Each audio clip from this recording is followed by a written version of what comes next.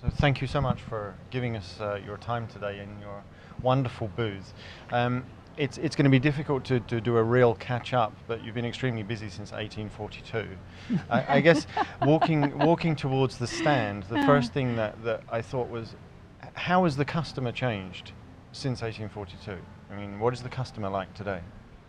Well, I think the fashions have changed. I think the essence, though, what the customer is looking for is an extraordinary creation, something that's reminiscent of storytelling, something that is beautifully crafted and extraordinarily well made, is still what the customers are looking for.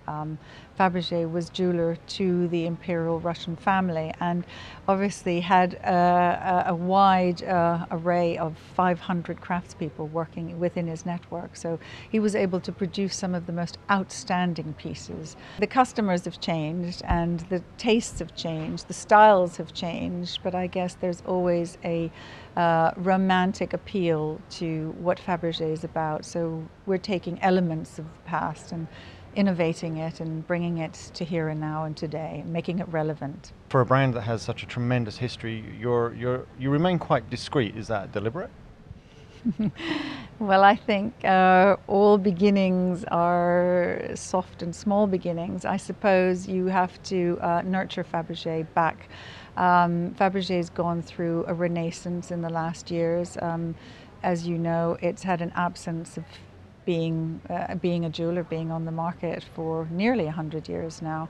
So I think for us, we are finding our feet. We're discovering what is possible under the Fabergé name, who our clients are, what markets are interested in us and where we want to develop. So I think gradually we're growing. We're growing actually more than gradually.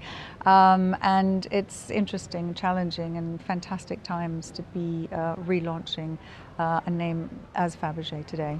Are you sometimes shocked at some of the sort of creative suggestions you get from the market? Because it's a new brand sort of coming back to life. You know, quite often people come up with the most bizarre ideas of how, you know, you can make this, we can do this, we can do that. I mean, are you having to control all that enthusiasm for the brand and nurture it back softly? I would say there's no such thing as bad idea, and you know, we're open to the most impossible things. That's one of the things that challenges me, doing the unthinkable and crossing the boundaries. I think Fabergé's always surpassed expectations, and it's embedded in its rich history, but at the same time it surprises and there's always a revelation and there's something quite enigmatic about it. So I'd say bring the ideas on, let's see what is possible. We have 3 retail stores. They are in London, New York and Geneva, and then we have 10 retail partners across the world, and we're looking to expand our footprint globally over the course of the next 3 to 5 years.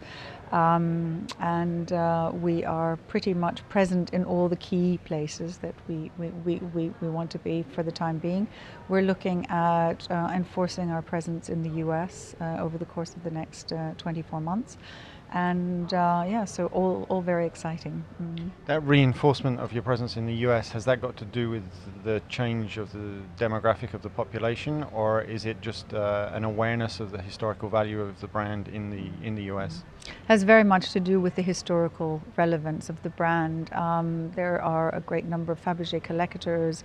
There is a great sensitivity and appreciation for the romance of the Romanov era and the family, and so there is a sensitivity towards all things Fabergé. So I think that's a market that is important for us, and I think we'll find hopefully many customers who are not only collectors but also collectors of new Fabergé. What have your customers been focusing their attention on during Baselworld?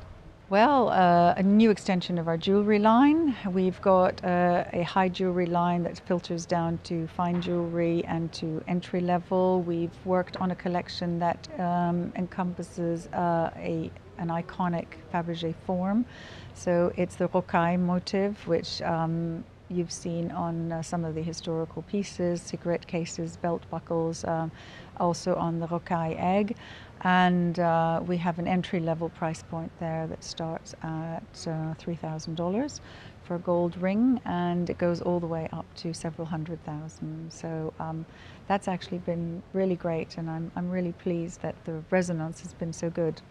We have a watch launch for next year planned, so that's very exciting. We'll be doing complications, so Fabergé will be going into serious watchmaking. I think Fabergé is a fascinating story, and we want as many people who are interested to come and participate in the romance of this amazing rebirth. Thank you so much. Thank you. Thank you.